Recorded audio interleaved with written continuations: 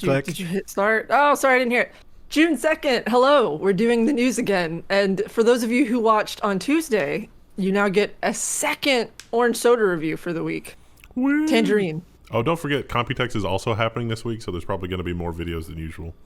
So this is Tangerine,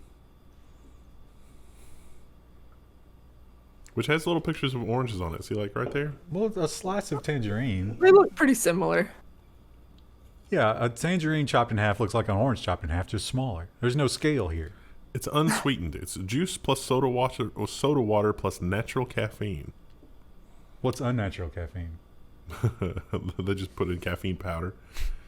Sodium 10 milligram, which is 0%. Carbohydrates 2%. Sugars 5 grams. Includes 0 grams added sugar. Right, what do you think? Water, tangerine juice concentrate, pear juice concentrate. That's what I was tasting. Lemon juice concentrate. Caffeine derived from coffee beans. Natural flavors and beta carotene for the flavor. That's a short ingredient list. Yeah, there's not a lot here. It's nice. It's pleasant. I could drink this on an ongoing basis as well. Is it more like sparkling water, or does it have like that soda kick? It's sparkling water with the acidic kick of lemon, but not the unpleasant bitterness of lemon. The tangerine flavor does a really good job, I guess, canceling out the lemon, and it just has a vague citrus flavor. It doesn't really taste like orange or citrus or tangerine or anything really citrus at all. 25 calories. This is probably way better for you than... Yeah. Yeah, it probably is. Yeah. What's the rating? Like, what's the grade, letter grade? I think this is a solid A. Like, wow. This could be a substitute for orange soda, because I like caffeine. I like caffeine a lot. I feel like we might be comparing oranges and tangerines. I can't think of anything but Earthworm Jim. There was a level that was like nothing but tangerines or something like that. Earthworm Jim was so amazing. They need to remake that game. They'd ruin it. Put us in charge. We won't ruin it. It'll be amazing and just as weird. We have no experience with It doesn't matter. video game IP. Well, we talked about this last week, and I don't think anybody really expected this not to happen, but it happened. Amazon buys MGM, a studio behind James Bond, for $8.45 million. Not just James Bond. Last week we talked about it. It was like Stargate, the other Stargate, some more Stargate. The Hobbit. The one Stargate, The Hobbit. Yeah. So Yeah, MGM's got a lot of stuff.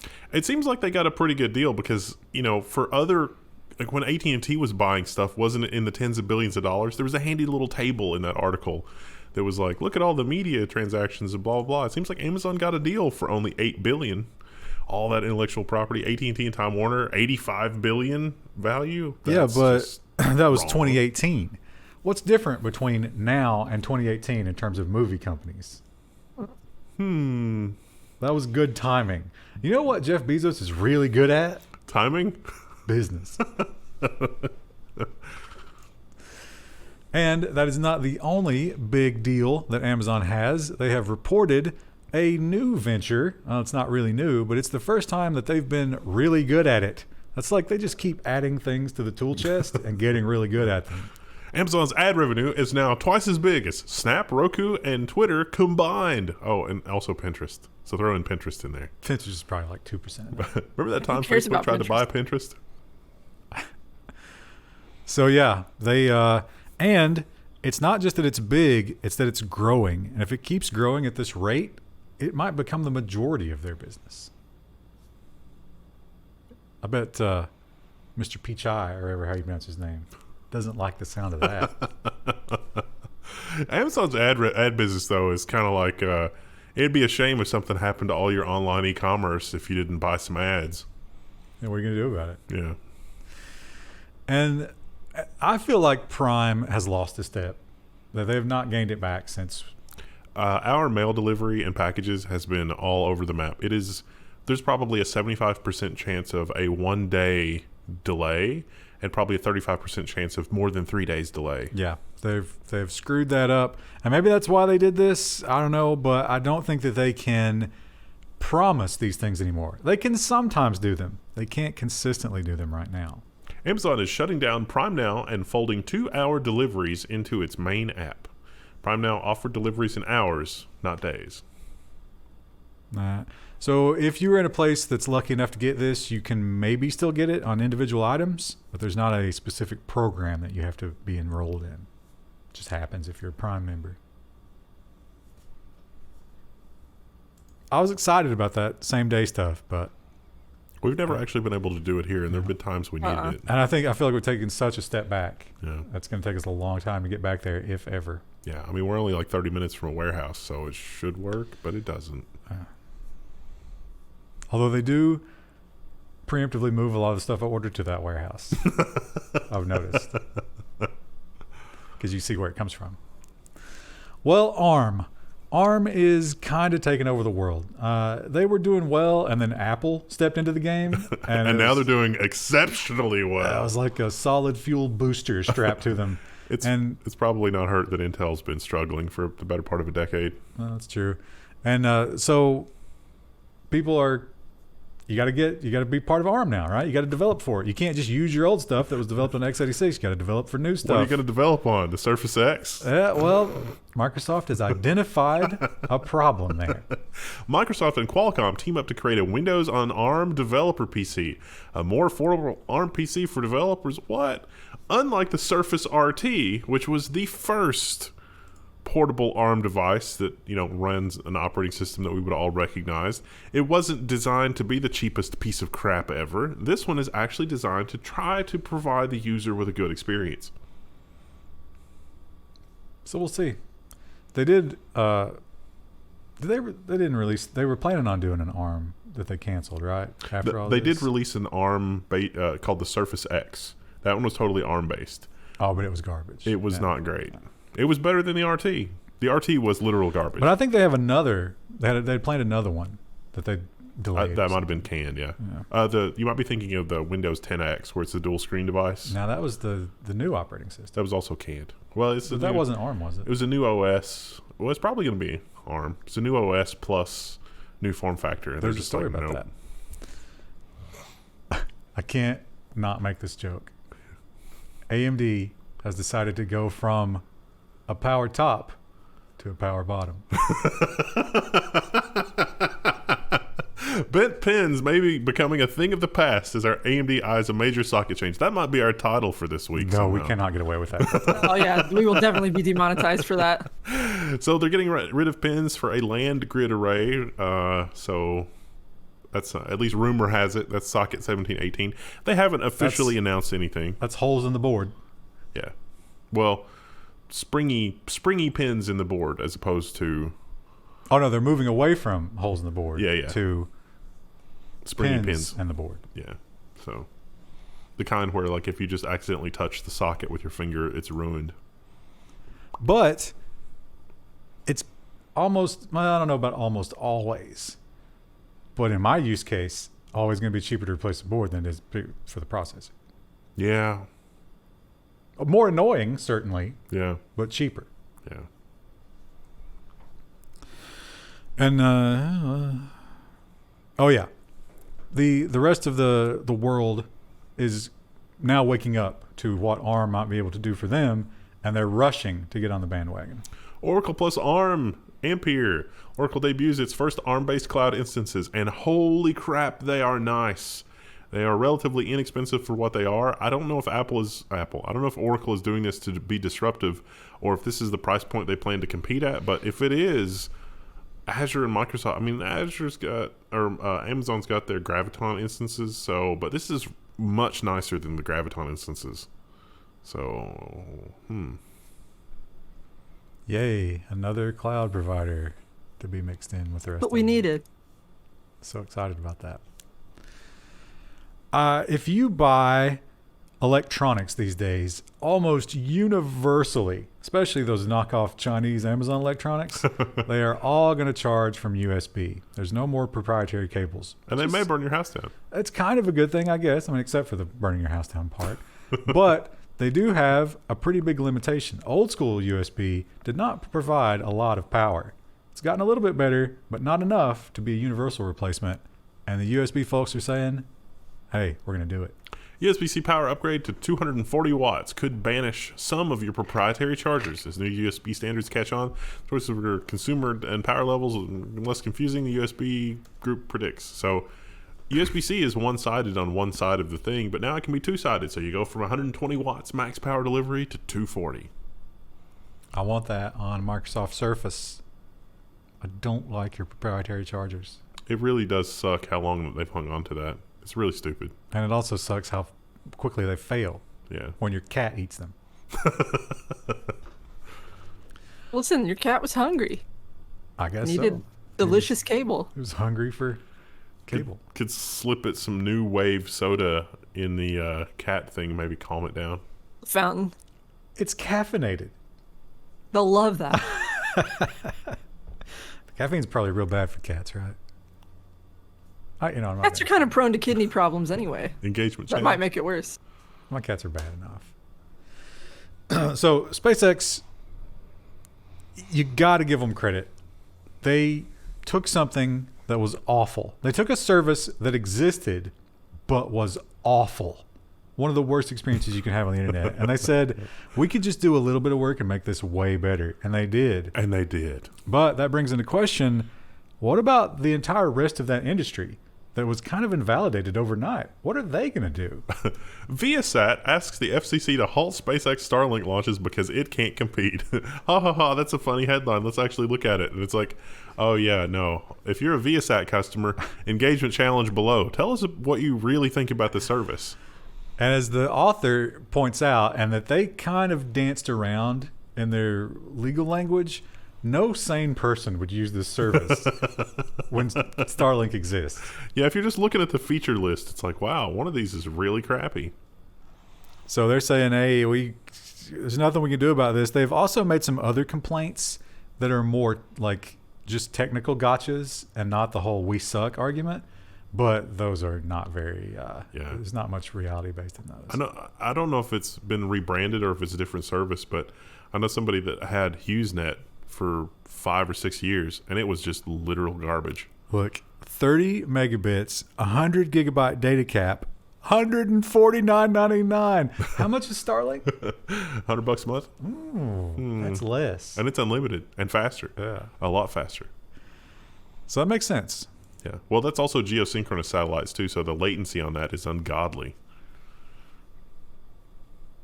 Like round trip times, by the time you go to your house to the ground station, back up to the satellite, and then to your house, we're on the order of a second, which is bananas. I wonder if they're publicly traded. If they are, that might be the forget GameStop. Short the crap out of that. Put options. Now this headline, you got to praise Musk on one hand, but then immediately, who does he think he is? Yeah. And remind me, we have a lot of new rules that came up. Well, they came up during the Obama administration. Trump tore most of them down. But like the whole coal structure stuff, yep, and energy and stuff like that. If you're going to burn coal, you have to capture some of the radioactive side effects. And we want to save the planet. Now, what portion of coal burning comes out of China? Oh, a lot. Yeah, a massive amount, right? And remind me, what portion of Bitcoin mining, up until now, came out of China? Oh, a lot, yeah. Did they agree to this? No. Are they part of this council? No. Oh, that's weird. Bitcoin Mining Council report renewable energy usage. Woo! I don't know if this is true or not, but one of the power plants, somebody that I know that works on a power plant not far from here, said that they literally have a deal with somewhere to mine Bitcoin, and they split the money because the power utilization is so low that it's hard to run the plant without something to use the power, and so they use Bitcoin mining to generate money from the energy that they remember the Texas thing. Yeah, you have to balance the grid. Yeah, and so sometimes you just have to burn power. Yeah, and they're like, well, we get free money from that, so now the energy costs even less because we're putting it back into the power plant. And the China Bitcoin articles, they point out like these massive warehouses were popping up in Mongolia because they had just rock bottom power prices. Yeah. Not anymore. And the NFT craze continues to rage on. it seemed harmless at first.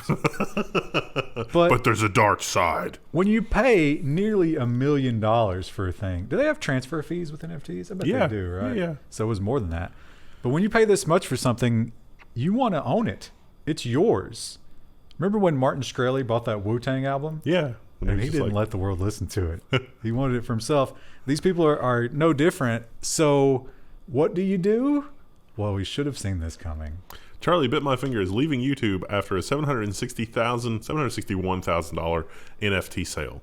So Krista, this is... have you seen Charlie Bit My Finger? I have. Wendell That's and I like had an not. OG video. No, Oh, Wendell and I had really? never heard of it. Yeah, No. never. We were Really? talking about this earlier. Yeah, Yeah. I have no It's idea what that literally is. just like two toddlers, and they're like obscenely British, so they have very strong accents, but they speak like toddlers.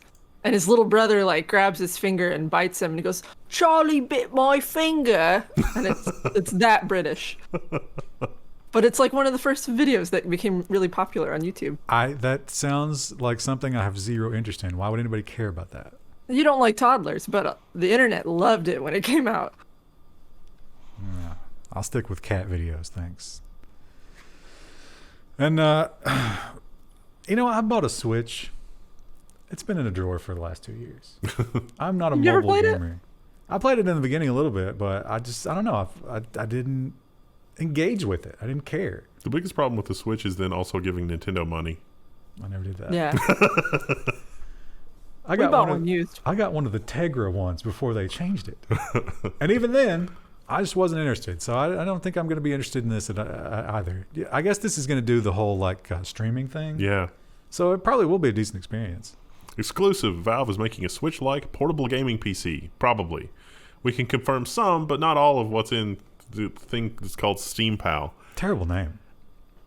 I Yeah. mean, if you look around, how insane is it that we've had devices like the GPD Win 3 and the GPD devices in general, and 3 or 4 other handheld gaming devices? Like, it's literally a cottage industry. Like, people like us have gone to Indiegogo and said, how would you like to have something vaguely in this form factor? Even before the Switch.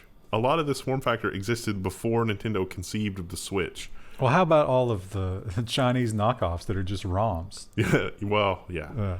And now big companies are like, oh, this is a form factor that people want probably. You think? If you can raise, several $1 million on Indiegogo, I mean, granted, it's not, mainstream, but it's going to be pretty popular. And the Switch is now even more popular, so why not? I maybe could be moved to it with Steam because now I can use my existing library and play all those indie roguelikes on mobile. Yeah. I mean, I could Rift Wizard on the toilet. As it was meant to be played. So, I don't know. Maybe it'll be good. If you got to go fast, if you got to transfer fast, then This is still not for you. yeah, I have bad news for you because you can't get it. But it does exist. Seagate's new Mach 2 is the world's fastest conventional hard drive. It has 2 sets of read-write heads that move independently, which doubles the throughput of a mechanical hard drive. SSDs are still way faster. But this is cool. This lets mechanical hard drives hang on just a little bit longer. If you look at the capacity of a magnetic hard drive over the last 15 years, it's gone up a lot. If you look at the transfer rate, how fast information can be pulled off of the drive, it hasn't gone up hardly at all. So to pull all of the information off of one of the monster capacity mechanical hard drives takes the better part of like a full day at this point. Well, this article is a bit of a tease, but Yeah. Krista, I think we see something in your future here where you can sit down and critique this thing once it actually exists. I'm not sure how to pronounce his name, but I'm gonna try. Satya Nadella teases major updates coming soon to Windows during Build 2021 keynote. They call it the most significant update to Windows in the past decade. Microsoft Build was this week or last week, and there's a lot of stuff they announced, and this is one of the things they teased. More info to share soon, TM. Yeah, we're not There's real not even, there's no sure, pictures really, anything. It's literally just like, it's gonna be great, guys. but they did not call it Windows 10. They called it like Windows Next. the next Windows. So I guess they won't be sticking with the Windows 10 moniker for that, or maybe they will. I don't know, but they have given us a few new nuggets of functionality with Windows 10 before they abandon it and don't bring this to the new version. Just to get the headline. Microsoft support for Linux GUI apps on Windows 10 coming later this year. Microsoft's Build 2021 event doesn't have a whole lot of Windows-specific news, but there are some tidbits. Microsoft is getting clued in that like the software development experience and the web development experience and like those tool chains are actually very good compared to what they have. And so it's like, okay, if we want to keep people on Windows, we're going to have to let them run tools on Linux, because for 20 years we've been fighting against the command line and decent command line tools and automatable tools. And yeah, we did PowerShell, but the first version of PowerShell was really awful, and now it's actually okay, but everybody's already good to all the other stuff. So fine, I guess we'll support all the open source stuff on Windows. This was a missorted one, although this is the Microsoft block. I'm going to give myself a pass here, but it does directly relate to the other thing we just talked about. Microsoft has turned the Surface Duo into a handheld Xbox. The new xCloud app is a Nintendo 3DS-like with Xbox games. So it's just two screens. The screen turns into a gamepad. It's a touch screen, so it can't be a great experience. Yeah, look at that. Yeah, With that those looks flat awful. controls. Yeah. I hate that. I hate If you everything about move that. your finger wrong, like you're pressing the wrong button, or you're pressing nothing. And look how tiny that D-pad is. Yeah, it's Right. not great. It's disgusting. Who asked for this? You know what the most exciting thing out of MS Build was? Is WinGet. That's their package manager. You know how you got a package manager on Linux? Microsoft's like, you know what? That's actually a pretty good idea. So, WinGet. That's great. Somebody can poison upstream now on Windows. You can WinGet install Steam. I like that. It might make the Windows Store less awful. Well, when it comes to e-waste, Google and Apple take a lot of heat for that, because their business model is use it for as little amount of time as we can possibly get you to use it and then throw it away and buy a new one. And their business model kind of depends on that, I would say. Yep. If we didn't do that, they'd be in trouble. And they're not the only ones. Now, somebody within Samsung had some great ideas. And they were like, oh, let's talk about these great ideas. And then they got a call from upstairs. iFixit tells the sad story of how Samsung ruined its upcycling program. iFixit was Samsung's recycling partner in 2017, but Samsung never delivered. So the plan was that as phones got older and more obsolete, Samsung would make it easier for open source developers to hack and develop on those phones. So they would open up the bootloader, publish specifications for obsolete parts. It's like, hey, you want to build an interface for our phone's LCD screen? Great, no problem. Go ahead and do that. And then they didn't follow through on any of it. So what you can do with an old Samsung phone is you can turn it into a sensor that will work with your smart Internet of Things connected home if you're using the Samsung suite of things. So you could have, like, let's say, a temperature sensor, which will cost you about $20 on Amazon. So they point out you could sell the phone and buy a lot of temperature sensors instead of wasting your phone as a temperature sensor. Great. Disappointing. Good job. I find this ridiculous. Yeah. I mean, imagine if I came to you and I was like, hey, Wendell, you got a lot of Twitter followers.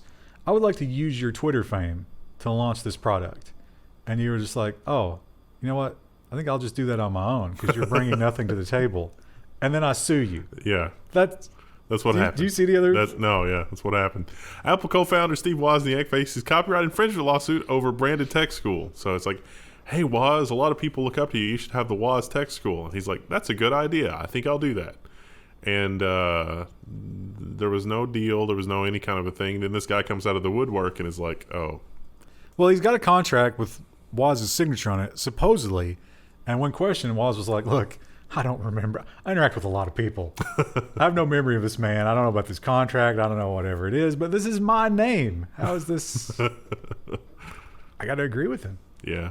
I mean, come on. The article mentions that like there's an on-camera handshake where like they signed the contract though. So like, wouldn't that be pretty damning if that was true? I guess. I mean, it's stupid, but I mean, if he signed a contract. But it also isn't the kind of idea that's specific enough, right? Yeah. I would think, yeah. It would be different if it was like, I have this amazing vacuum cleaner, and I want you to look at it and endorse it as the Woz. And it's like, okay, and then he went to Dyson and was like, hey, let's have the Woz Dyson. Okay, maybe that would, but this is just there's nothing of substance here. This guy does also have some emails where he emailed the Woz and he was like, hey, the Woz, this was kind of my idea when I presented this to you. And the Woz was like, oh my God, you're right. I would have never thought about this without you. And he was clearly like just innocently. And then this guy countered with, you owe me a bunch of money. So. There is another quote at the bottom of the article that made me kind of laugh. And it says, one thing I avoid in life is having anything to do with money. Wozniak said, I just don't look at it. I wouldn't know how much is in our bank account. My life is very different than most people. I believe That's not endearing when you say, like, I don't ever have to look at my bank account. Krista, here's the thing about the Woz. He might be on the spectrum. He definitely was on the spectrum, and Jobs definitely took advantage of that. Yeah. Yeah, he was the one who was doing the technical work, Yeah. and Jobs was doing the marketing. Yeah. And we see who succeeded more from that, sadly. Yeah. Sadly. But neither of those men are in the driver's seat now. It's another man, and we've been waiting with bated breath to get him into the hot seat, to get him into this epic lawsuit and see what he had to say. And when he stepped up, it was not with a roar. He was very, very composed. Tim Cook plays innocent in Epic versus Apple's culminating testimony. So 2 things have happened since last we spoke on the Epic versus Apple lawsuit, which is now at rest. The first thing was some things happened that were sealed. I think you got a bad sort. You got the other stories two away. Or no, I guess not. The CNN one that I did, maybe delete that one. I don't know. It's fine. The first thing is like the closing arguments, and so Epic was basically saying Epic's lawyers had an opportunity to put Apple in a good bind by saying, okay, if you don't spend a lot of money on the App Store, then it shows that the money that you make from it, means one thing, and if you do spend a lot of money on the App Store, it shows that you're able to absorb these costs. So Tim Cook just kind of played innocent as like, we do all the R&D, like the Mac R&D and the App Store R&D. It's all together. We don't know. And it was very frustrating, it seemed, for the Epic lawyers, because the Epic lawyers were like, well, do you have a sense of how much money you make on the mobile app Store versus the Mac App Store? Because on a Mac computer, you can run any program. And on the iOS App Store, you can only get programs from the App Store on your phone. And he's like, well, I have a sense that it's a lot more, but we don't really keep numbers on that. And then they produced an email from like 2017 or 2019 or something, and it's like, here's your financial guy that's breaking it down to like the penny. And he's like, I think that was just a one-off. I don't really remember this document specifically. He should have pulled a Woz. It's been like, I have a different relationship with money than the rest of the world. Think about that. The other part that happened is the closing arguments. And the judge didn't do the usual closing arguments. The judge gave them topics to debate, both sides to debate as part of the closing arguments, which is a little unusual as far as closing arguments go, but give us kind of an insight into what the judge is thinking in terms of like resolving the situation. So based on what the judge asked, it seemed like the judge is going to be reluctant to tell Apple how to do business because there's no case law or precedent to set that. But at the same time, it does seem like the judge sees what Epic is getting at in terms of it's a walled garden. You can't get it. You can't run arbitrary programs, and maybe people don't actually want that. So I don't know. He should have been like, all right, we're going to debate some topics. West Bank, go. Epic first. Yeah, that's basically how it was, except it was, not that. Well, when it comes to online gaming subscription services, there's already a bunch of them out there. Microsoft's got theirs, and of course, Amazon's got the Luna. Is Stadia still alive? Yeah. Wow. Is anybody Let it using die already. No. But there's a lot of them. They're not making custom games anymore. NVIDIA has their thing. Steam is working on a thing. So this might be a little bit late to the party. Netflix in search of executive to oversee gaming expansion, according to a source. If you could load up, a game with Snake in the Netflix client, they would totally there'd be thousands of hours a day in that game. Maybe One they're person- looking to make games for like some of their original properties. They already have, actually. They pointed out that they have done Stranger Things and something else as a video game already, which they own. They should just go license all of the LucasArts back catalog and let you use the remote as a pointer, and you could play like Maniac Mansion and Indiana Jones and the Fate of Atlantis and all those games. I guess, does Disney not have any ownership of that? I mean, they probably do, but they could probably license it for this. Bridgerton, the video game. Loom, now on your Netflix client. I could see that. Yeah. But those old adventure games would be the only ones that would really fit, though. Yeah. Or how about all the Scum games? Oh, well, yeah. I mean, this is what it's just, Legend of Corandia and all of the Monkey Islands. Again, Space Quest. I need Indie Roguelike. I need Rift Wizard on Netflix. No, I don't want that. Well, another big unveiling this week, and there were no surprises here. We already knew what this was and what it wasn't going to be, and it was mostly wasn't anything. It was disappointing. The Boring Company tests its Teslas in Tunnels system in Las Vegas. Spoiler alert, it's a lot like the Bananas in Pajamas. I don't... How is it like that? Because it's exactly what it sounds like. Yeah, cars and tunnels. So it's Waste got, of money. was it 3 or 4 stops? And it really is just there was Model 3, Model Y, and Model X, and they were just sitting there waiting. You go, you get in, it takes you to the next stop. That's all it is. 0.8 mile. You could just walk that. Well, Chris, they point out these convention centers are tough to walk around, and remember, this is America. I was gonna say that's the most American thing I've ever heard, but Tesla Wow. should do a mobility scooter. Don't you think? It's just a frame and a chair. Well, they got the battery technology. yeah, He would for the have to hipster who put doesn't want to walk. like self-driving or something in it, and then that would be terrible. Well, we got an exciting new release from Epic, and I guess there probably won't be a lot of iOS development from this.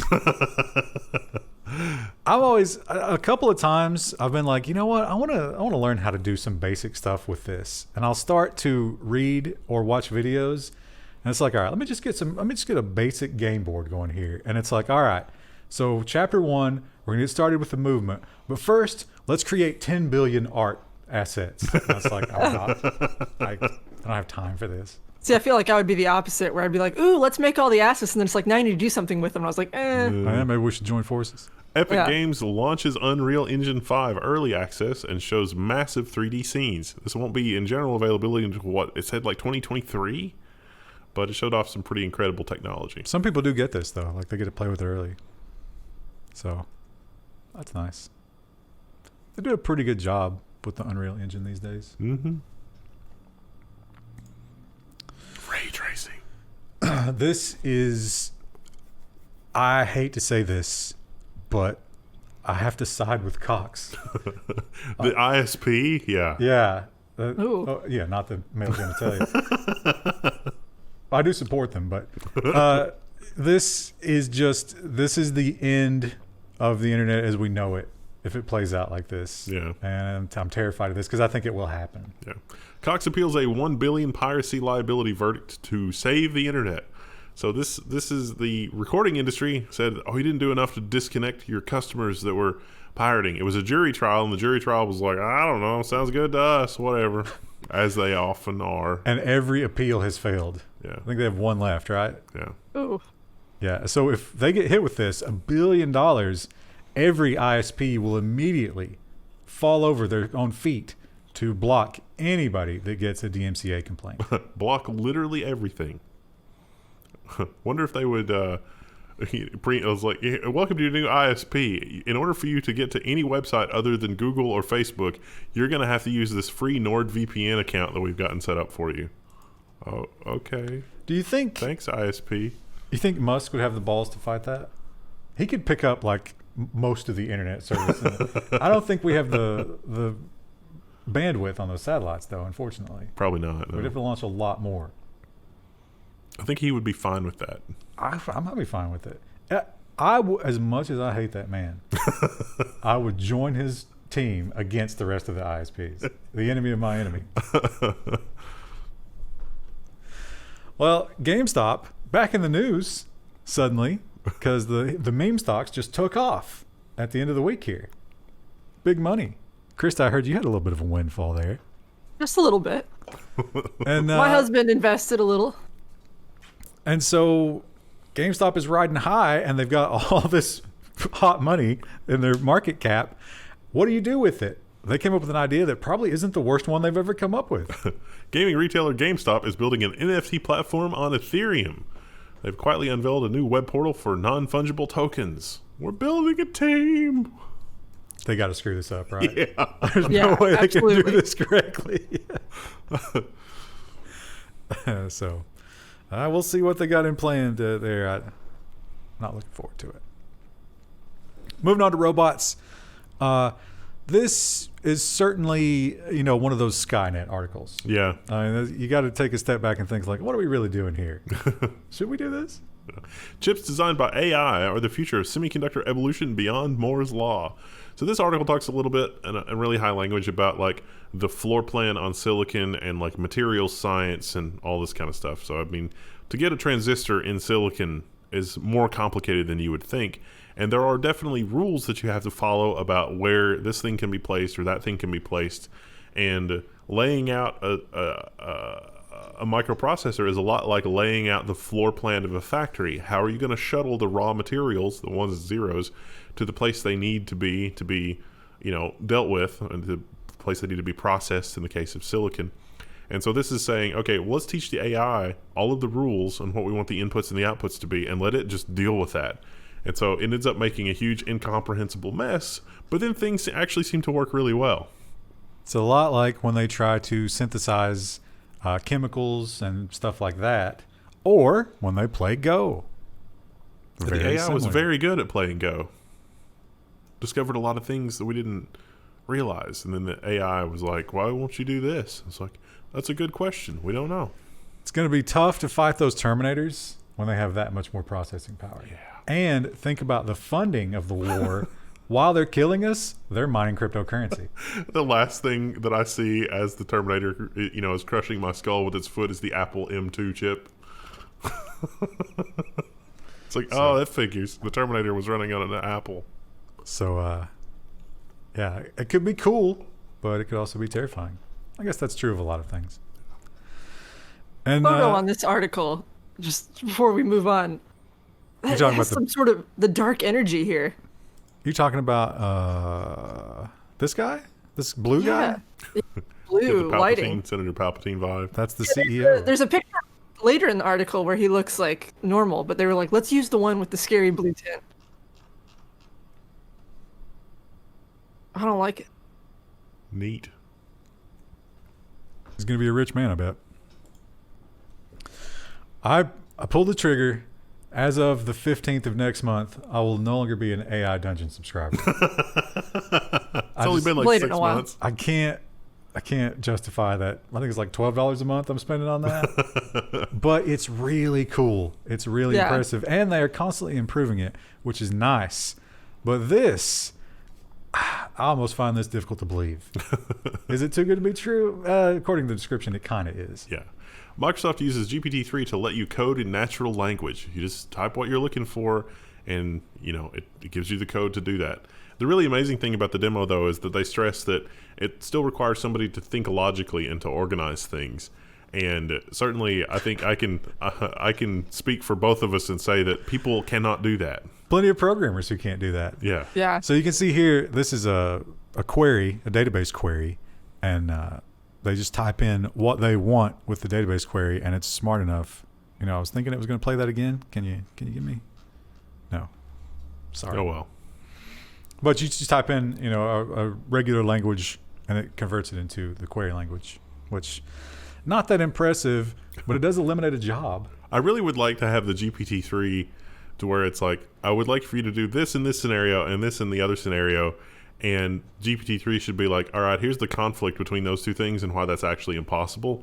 It should like leap out of the screen and like punch you in the face or do something like that, because people get real mad when you point that out, and it's like, why are you telling me I can't do this? And it's like, well, What you do is you wire that up to a sensor or a trigger in the pneumatics of the chair, and it just drops you whenever you do something like that. you've given me an impossible set of logic.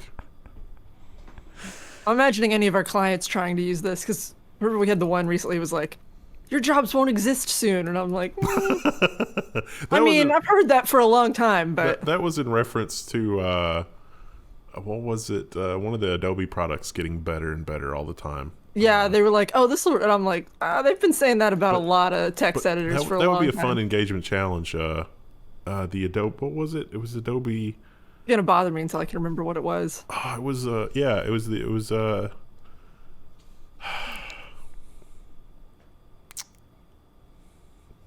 It's like the equivalent of like a Dreamweaver or something. Like they were like, oh, it's totally, and it's like, no, It's dead air.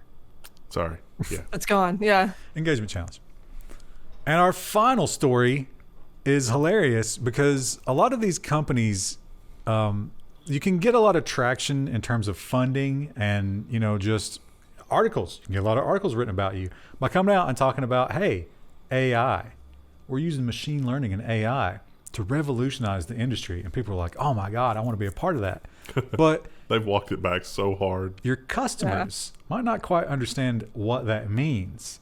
And when you finally get to the point where you explain to them exactly how it works, then they might be a little terrified because it's extremely dystopian. A disturbing viral Twitter thread reveals how AI-powered insurance can go wrong. Lemonade tweeted about what it means to be an AI-first insurance company. It left a sour taste in many customers' mouths. So the idea with Lemonade is you would use your phone to take a video of whatever it was you were doing an insurance claim on. And they said that they used AI and machine learning to figure out if you were telling the truth. And they collected 1,600 data points from that video that normal insurance adjusters can't deal with. So people were like, wait a minute, this is going to be like, I've already experienced Kafka-esque horror in literally every other aspect of my life. The thing that we can't talk about on this program because we're trying to avoid the algorithm, you know, what sort of Kafka-esque thing are you going to, and it's like, and now you're going to make me endure that? You're going to make me endure the algorithm for my insurance claims? Oh, hell no. I was thinking about that, you know, like imagine a novel that starts out and it's like, today I curbed my speech and tried to think of a new way of saying something so that the robot that monitors me around the clock didn't rescind my reward tokens. Because we've done that That's 7 or 8 basically- times yeah. today. Yeah, but if you think about it in different terms. Also, somebody made a comment and they were like, you're not using Chomsky correctly because he wasn't political. Manufacturing consent's not political? You fail, sir. But yeah, and they also pointed out that outside of the videos, they also collect an amazing amount of information about you that automatically goes into whether or not they take your claims or whatever. So, You can even be a customer in the first place. but that is their business model. Yeah. They were never secretive about that. People were just like, oh, insurance app. Yay. They didn't read. Not unlike the one your car is always complaining about. The aggressive braking and acceleration. I'm going to buy that car and yank that puppy out of there. All right, Krista. I don't have a goodbye prompt for today. Goodbye there. Wendell, you finished that soda. Wild card. Was Oh, it yeah. everything you dreamed of? Final thoughts. This is an excellent Wave. new wave soda. This is excellent and very, very thirst quenching. 5 Like grams it's of more sugar. water. So it does have real sugar in it. Yeah, it's a good balance of everything. I can definitely feel a little bit of the caffeine. It's not like soda where it makes you more thirsty, if you know what I mean. I don't drink that garbage. I'm all natural water in the big jug. I'm sure you've had water, soda at static some water. point, and then it's like, you know, you drink a soda and then it's like, oh, I'm thirsty again. That was very satisfying. No, it's been very, proven that very refreshing. like Diet Coke makes you hungry and thirsty. Yeah, it definitely messes with like the insulin response and all that kind of stuff. I don't know if sucralose does from the other one, but it didn't seem like it did because it didn't make me sleepy. All right. We'll see you guys on Friday. Bye.